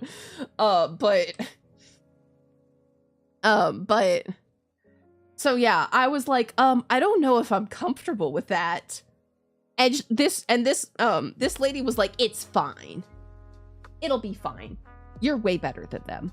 I was like, oh God. Also, if you've never seen an upright, like, double bass be played before, by someone who's sitting, You sit and the bass goes between your legs. Now, I want you to understand. Yeah. See, I was just like, oh my God, I cannot be horrifically bullied again at a school. Oh, little prince. Little did ye know. But so that's the other thing. So playing bass, the instrument goes between your legs and you use your legs to cradle the instrument and keep it steady. Because it's a big instrument. It's like, it was as tall as me, if not a little taller. So this is not the type of instrument that you really want to wear a skirt for. Because getting your legs spread in a skirt and putting something between your legs with the skirt is not a fun situation to be in. So I told the lady this. I was like, look, also, it does need to be said that I'm a larger human being. And none of the dresses they had fit me. Which was already crazy. Already, like, we're not off to a good start. That none of the dresses, because they were also the dresses that the choir girls wore. We shared dresses. None of these dresses fit me. From what I remember, none of them fit me. So already, not a good start. And I was like, look, I have a dress that I can wear because it has to be a full black dress and to be completely black. I was like, I have a black dress I can wear because I was still able to wear my 5th grade honor choir dress, which is a crazy sentence. Oh God, no. No, everyone had to wear the same thing. I'm sorry. All the girls had to wear the same dress. But when you're playing a fucking violin, that's very different than playing a fucking double bass. So I was like, look, if I have to wear a black dress, also, why won't you just let me wear pants? She was like, no, all the girls have to wear a dress. I'm like, I am the only bass player of a girl. I'm in the fucking back. They're not gonna notice. And she was like, no, you have to wear a dress. Oh, so again, already not off to a good start. None of the dresses fit me. Already not a great start. Not a great second step. I was like, look, I have an all black dress I can wear. I don't remember what I actually ended up wearing. I think I ended up wearing my own dress, which was insane already. Like, this entire sequence did not need to happen. As long as, if they had just let me wear pants. Everywhere else that I had played concerts with, let me wear pants. But this woman was like, you are a girl and you will wear a skirt. And I was like, well, uncomfortable. So yeah. Upon everything that had happened, and hearing that I was going to be the only bass player going forward, I decided that I did not like this director at all. And I instead really wanted to do animation class. Because what a fucking voice crack. My school had an animation class that you could do. And then after you took that animation class, you could move forward and do a, like, 3D animation class. And, like, actually work in, like, the software that people use. Like, you could actually work in Maya. And I was so freaking excited. And I wanted to do animation. And I was doing calculations in my brain about could I do both orchestra and animation? Because my parents wanted me to do orchestra. They're like, you really love it. You're really good at it. Like, my parents were both musicians. Like, it's just kind of, music has always been a huge part of my life. They were like, this is great for you. And I was like, I mean, it's great for me. And I really wanted to do animation too. And then I was doing the calculations. I was like, can I graduate if I take orchestra and animation? And it was like, well, kind of no. Because I had to take health and I had to take communications. And so I went to my parents. And also that summer after freshman year of high school was the summer that I went to Japan for the first time. So I was also like, I need to study Japanese, and I was taking French. Like, there was a lot going on in college. And I went to my parents and I laid all this out and I was like, I don't want to take orchestra anymore. And I think both of them were like, okay, think on it for a while. Like, if you're really 100% certain, we will, you know, sign off on everything. Yeah. And then, like, you know, I thought about it. I had a, you know, not great time in orchestra thinking about, like, am I really going to sit here and be the only bass player? Yeah. Yeah, you could always still do music. Yeah, so I was like, should I do this? And I was like, no, I don't want to do this. So please understand, I think this was less than a week after I was told that I would be the only bass player. And it's, I did give the, like, hey, I'm dropping this class thing in person to the director. And I don't remember much about that conversation, except that she was like, really? And I was like, it's too much pressure. And then I dropped the class, and there was like a week that they were like, well, you're not, you've dropped the class, so don't go to the class. You just get study time in the library, which was great. I did Japanese studying. That was when I answered a French test entirely in Japanese because my brain was getting the languages confused. My brain was crossing language wires. Very fun. Yeah. And of course, Badtree, you could always learn new things. You can always learn new things. You can always start learning. It's never too late. And then I took my communications class. No, I did animation. That's right, because that next semester I took the animation class. Made my best friend in high school, and a couple other friends. And, Aww. Well, I'm glad I can be an inspiration. And then the next year I took my, like, actual, like, full 3D animation class, which was crazy.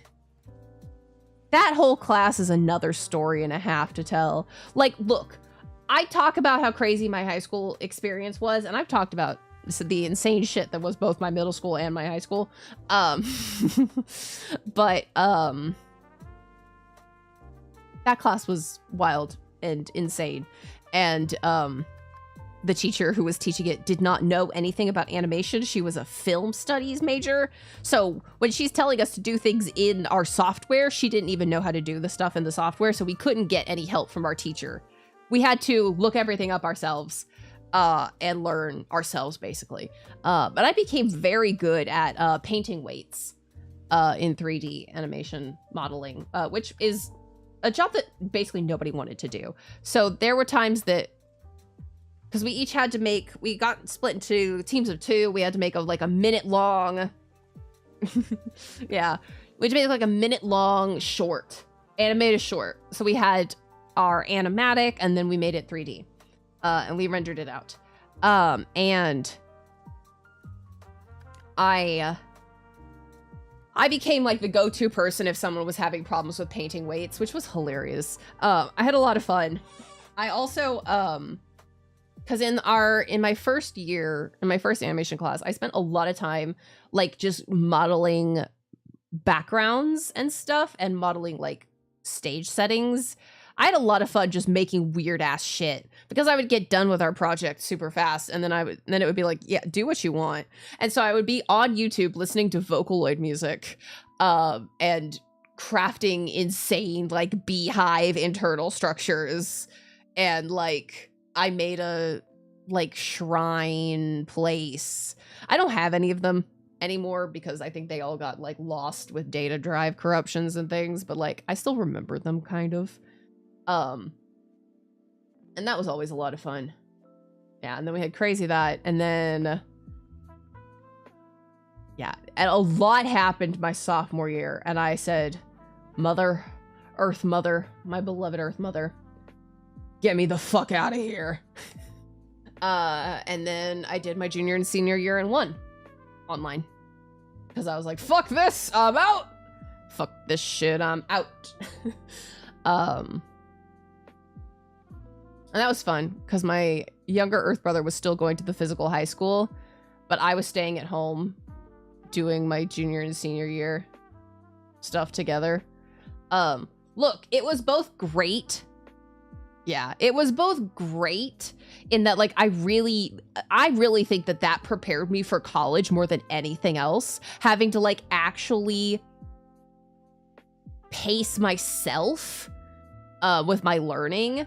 And also, it was crazy not good for me at the same time, because I definitely did complete my schoolwork for the week in like an hour and then did nothing for the rest of the day. Like, I just played and shit. Yeah. See, okay, that's the other thing that I do have to I do have to brag though that I was basically a straight A student. I had an occasional B, but most of my grades were straight A's. And my only class that I really struggled with was physics, because I cannot capitulate my brain into physics. My brain does not function like physics. It does not like it. So I really put that off. I basically put off doing any of my physics homework for like a few months, and then it was either spring break or Thanksgiving break that I was at my grandmother's house. I was at my Earth grandmother's house, and I remember because I brought my laptop so I could do my schoolwork, because my Earth mom was like, "You are behind in your physics work, aren't you?" And I was like, "Yeah." Yeah. She was like, "You have to do your physics." I was like, okay. She's like, "You don't get to do anything in Thanksgiving. You are going to sit in your grandma's house and you are going to do your physics homework." And I was like, no. And I did it. And I did my physics homework, and I kept up with my physics homework, and I went to all like the actual online classes for my physics stuff, and you know. That's actually when I started started recording covers because of how much time I had to kill. And I was like, I love singing. I've always loved singing. I should record some covers. And I started like learning how to record covers in junior, senior year of high school because I needed something to do. I wanted to sing. I was listening to music. I had the house to myself. More or less, I think I had the house to myself. Which crazy to have as like a 16-year-old, 16, 17-year-old. Crazy to have that. And then I graduated. And do you want to know the only bad thing about graduating in a small class of online students? It's really fucking hard to get anywhere near the top of your class. And of course, my state has the, like, you know, if you're top 15% of your class, I think you get like instant admission to any state school. I mean, there's in-person graduation events, and you go to them, and you get your diploma there, and all that stuff. I mean, it was really short. It was like less than an hour long graduation, because we just had like maybe 10, 15 people. You know, our valedictorian did a speech, which I was like, how are you gonna do a speech? I've never seen you before in my life. But also, I think most of these kids had been doing like this homeschool, online school stuff for way longer than I had. So they were like, yeah, we've known each other. We went to like social events together. And I was like, huh? Who are you? I don't know any of you. But that's also like, I never got a prom. I never did prom. So everyone's like, oh my God, prom. And I was like, huh? Because technically I was a junior for one semester and a senior for one semester. So there wasn't really like a prom. to go to. A, because we were an online school, and B, because I was like weird between years. And oh, you know what? I know how we did it. Because technically you weren't supposed to be able to do both of years in one. Yeah. But we just kept adding classes. And I was like, well, what if I also take this credit? And they're like, okay, yeah, you could take that. Because you could take like up to, I think like 12 something classes or whatever. And I just kept adding classes until we were like, well, wait, doesn't that put me at graduation if I just take one more English class? And they're like, okay, fine, you could take 2 English classes in a year, which was crazy. Taking 2 English classes in a year was kind of insanity because one was doing junior level stuff and one was doing senior level stuff. And I switched between them mid-semester because I was technically a senior for my last semester and not a junior. Or no, I think I did actually take two English classes all year. It was crazy. It was weird. It was wild. I don't know. But then I graduated, and then I had to look at like what college I wanted to go to, and I had gone over the summer. Of the previous summer, I'd gone to a game coding camp, game creation camp. No, actually, but I did read Pride and Prejudice twice. Once at my physical high school and once at the online high school. So that was weird. When they're like, we're doing Pride and Prejudice, I was like, again? But hey, I mean, I was fine. I was like, it's an easy slide through grade. But I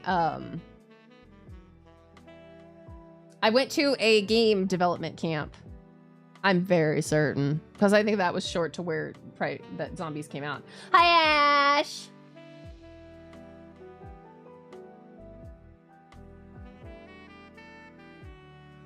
What? Hold on. What? Hi, Ash. I'm going to ignore that other thing. I'm going to ignore that other thing. But so, I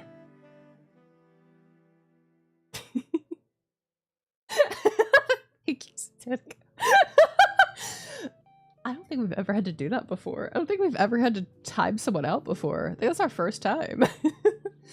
What was I gonna say?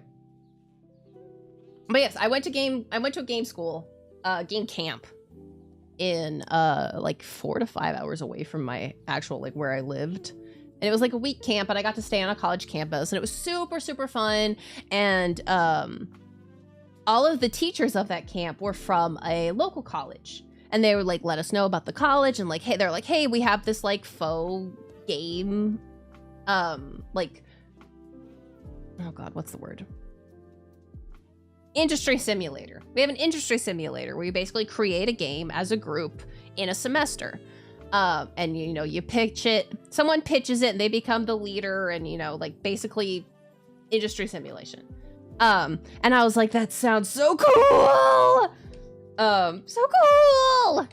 And when it came time to like apply for my college, I'd been looking at I was looking at that local college, and then I was looking at one in New York, because I was almost going to go to college for education, to like be a teacher, because I wanted to be a teacher for a while. I was like, I could do that. And then I was like, but I'd be in New York. I'd be like really far away from everybody. And I don't know if I want that.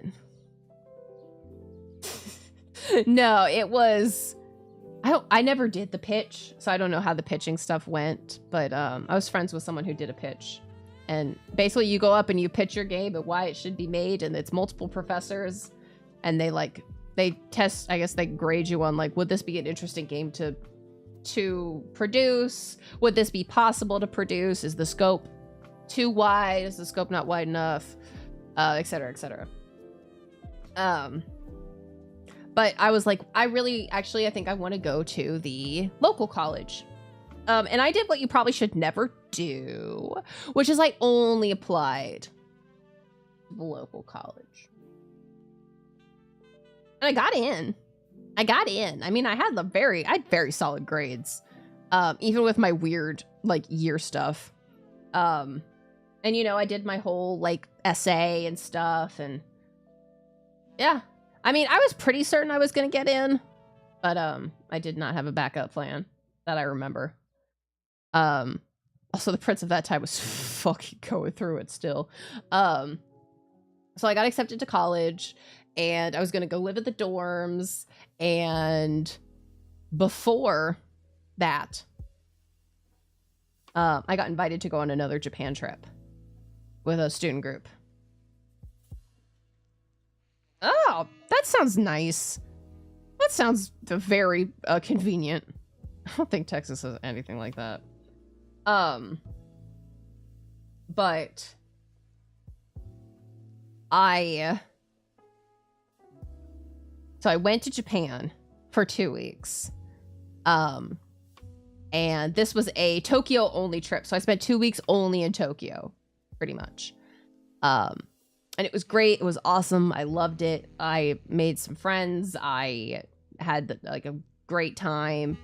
I really felt so fucking blessed that I was able to be in Tokyo twice. No, we did not really stop at any convenience stores during those trips. Mostly because, like, every place we already had, like, food set out for us, and so there was no need to stop for a place. No need to stop for snacks, because we already had, like, dinner and lunch set up and reserved. And then I went to college, and I did college things for 2 years. And then I went to Japan again with some classmates and another student group, and we spent 3 weeks in Japan that time. We did 1 week in Nara as like a homestay with homestay stuff, which was so much fun. Then we spent 1 week in Kochi at Kochi Daigaku. Honestly, did not enjoy that very much, but that was because we were being led by kind of an ableist. So that was that Japan trip was my first one being disabled. No, it was 19. No, God bless it, Prince. It was 17. Because I was 19. It was 2017 because I was 19 years old, which is 1 year below legal drinking. So everyone was passing around like alcohol because everyone else was like 20. I was like the baby of the group, I think. And I was like, I can't drink. That was the same year that the guy thought I was 30 and was hitting on me. I've told that story so many times. I still love it. It still makes me laugh every single time. I wasn't gonna break the law. Absolutely not gonna break the law. But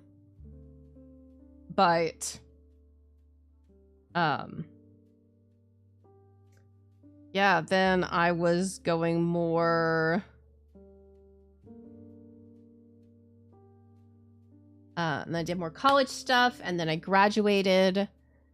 I think.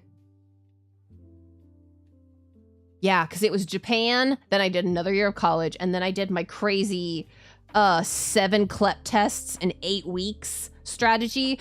0 out of 10.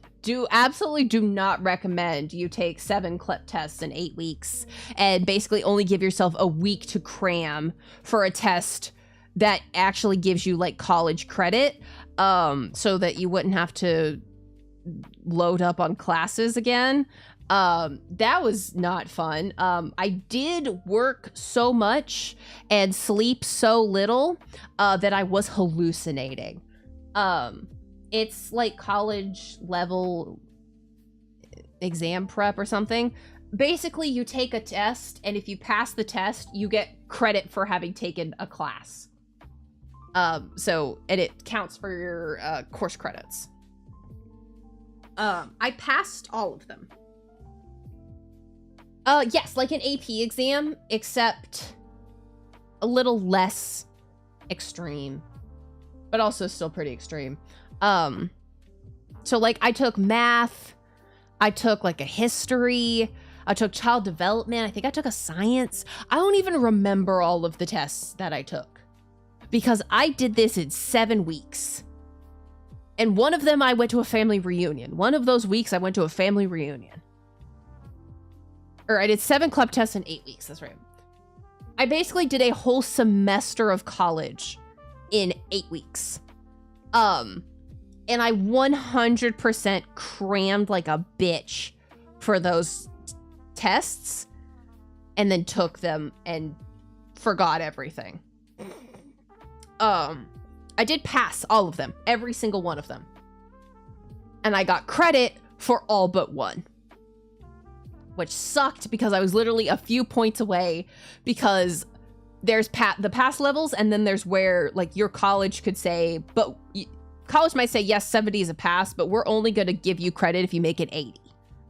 And I think I made like, following that example, I made like a 79 on one of the tests. And I was so fucking pissed because it counted as credit, but not at my college. And I was like, pain. I mean, but that's why I took my Chinese history. It was the history test. It was the first one I took, I believe. Absolutely the fuck not. And yeah, it was the history test that I failed because that's why I took Chinese history. In my senior year. Which was hilarious because senior year was also when I was introduced to Danmei.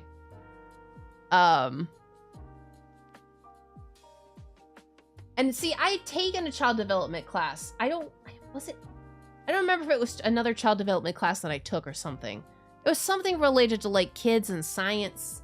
I don't remember exactly what it was. It was a few years ago and I was hallucinating the entire time. I was hallucinating. Because I was so sleep deprived and stressed and like probably dehydrated that I was having almost constant auditory hallucinations. It was very much, well, it was like a study guide online that you went through. But no, I had, because it was hot, it was summer. I was taking these in the summer. And then my Earth mom would pick me up, drive me to the local community college, because that's where they did the testing. And then I would go take the test, and then I would wait for her to pick me up. And that was we did that for 7 weeks. 8 weeks. Nope, 7 weeks, because one of those weeks was vacation. Which wasn't crazy. But yeah, no, I was near constantly hallucinating at that point. I was just having auditory hallucinations. I was literally, yeah, but I needed to take 7 classes. And because I couldn't drive, I couldn't go to the community college. I lived on campus. And the community college was like 30 minutes at least away. 30, 45 minutes away. But yeah, it was absolutely crazy. And definitely a time of my life. Not the time, a time. But yeah, I've got some, I mean, I still have some pretty fucking crazy stories about like my time in school and everything. My experience in the public education system. I mean, true.